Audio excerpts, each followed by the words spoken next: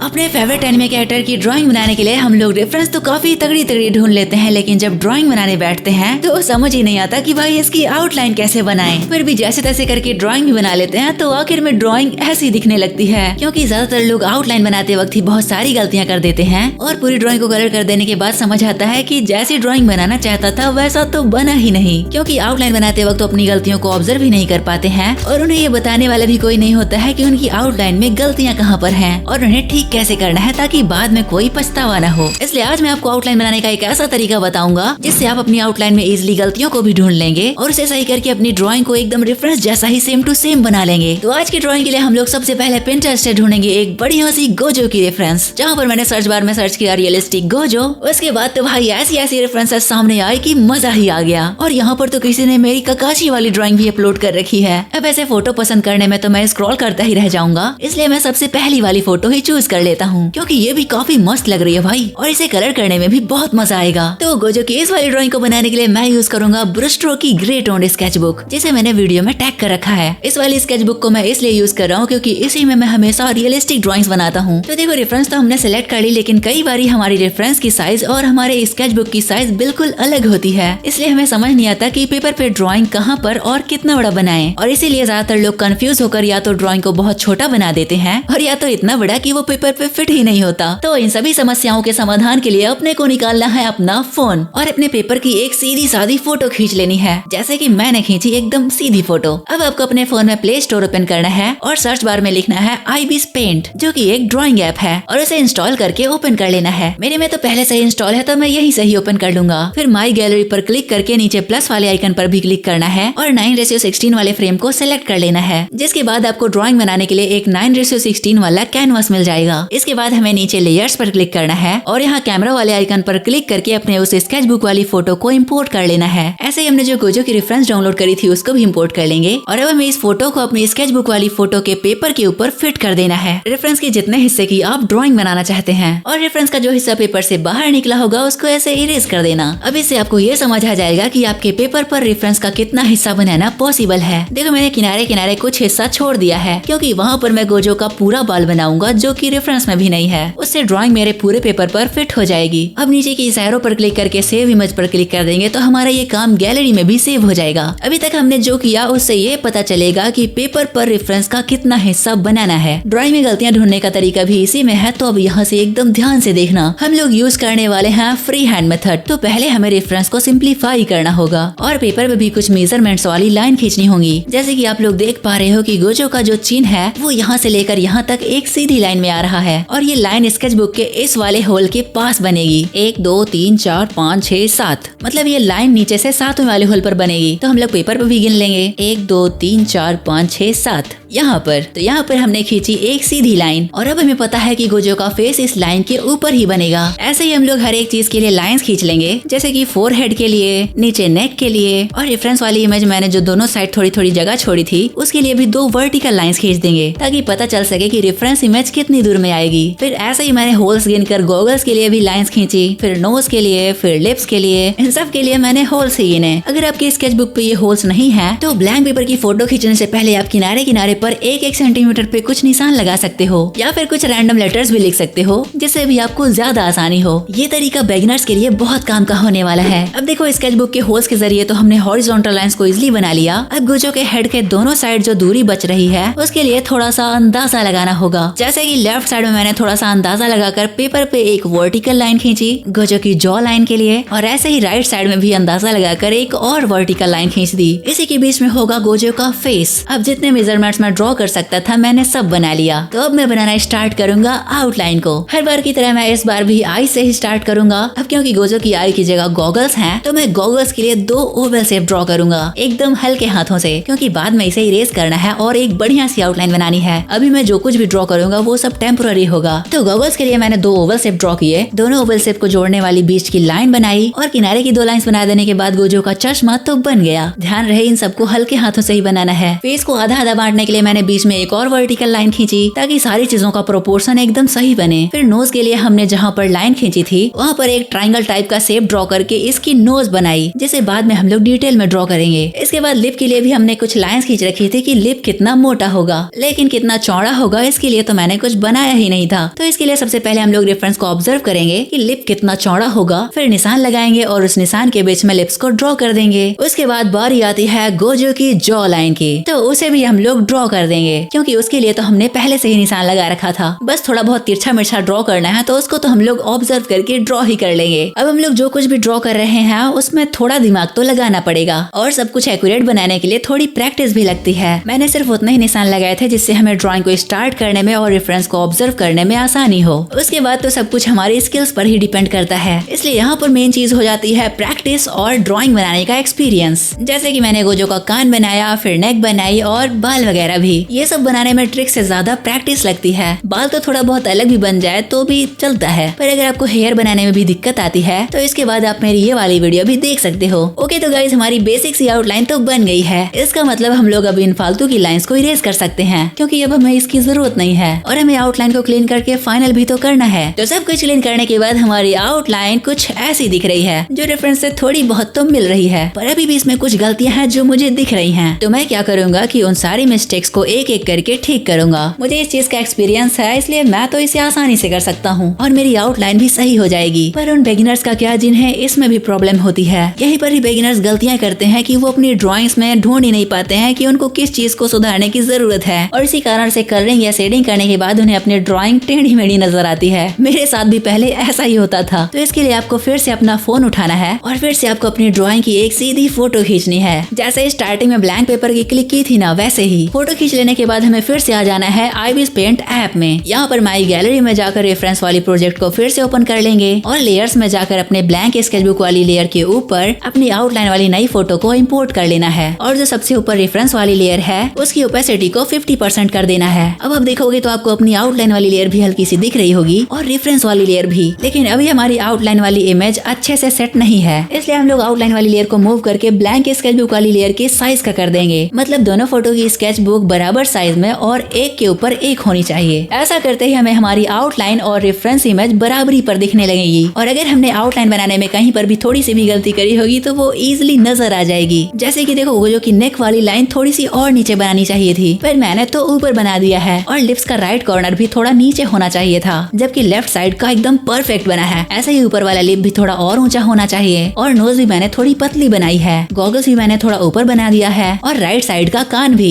बाकी सब कुछ तो सही दिख रहा है। तो अब हमें आसानी से बिना किसी से पूछे ही पता चल गया कि हमारी आउटलाइन में कहाँ पर सुधार की जरूरत है। एंड्रॉइड फोन पर ड्राइंग, एनिमेशन या ऐसे ही कुछ भी लिखने के लिए मैं यूज करता हूँ ये स्टाइलस पेन, जो मेरे बहुत काम आता है और दिखने में भी काफी कूल लगता है। अगर आप भी इसे खरीदना चाहते हो तो मैंने इसे वीडियो में टैग कर दिया है, अब लोग वहाँ से परचेज कर सकते हो। तो हमें जो गलतियाँ आउटलाइन में पता चली हैं, अब उन्हें एक एक करके हम लोग ठीक करेंगे। जैसे कि मैंने पहले नोज बड़ी की, फिर लिप्स को सही किया, फिर गॉगल्स को, और ऐसे ही सब कुछ। जब सब कुछ फिक्स हो जाए तो हम लोग इसमें शेडिंग या कलरिंग कर सकते हैं। और अगर आपको फिर भी लगे कि कुछ गड़बड़ी हो सकती है तो फिर से अपनी ड्राइंग की एक फोटो खींचो और रेफरेंस के नीचे इंपोर्ट करके कंपेयर कर लो। वैसे अगर आपको ड्राइंग बनाने का एक्सपीरियंस हो जाता है तो आपको इन सब चीजों की जरूरत नहीं पड़ेगी, पर बिगिनर्स के लिए ये तरीका काफी हेल्पफुल साबित हो सकता है। आज हमारी आउटलाइन तो बन गई। अगर आउटलाइन से रिलेटेड और भी वीडियोस देखना चाहते हो तो इन वीडियोस को भी जरूर देखना। बाकी आज के लिए बस इतना ही, फिर मिलते हैं इसके कलरिंग वाले पार्ट में। तब तक के लिए बाय बाय, टेक केयर।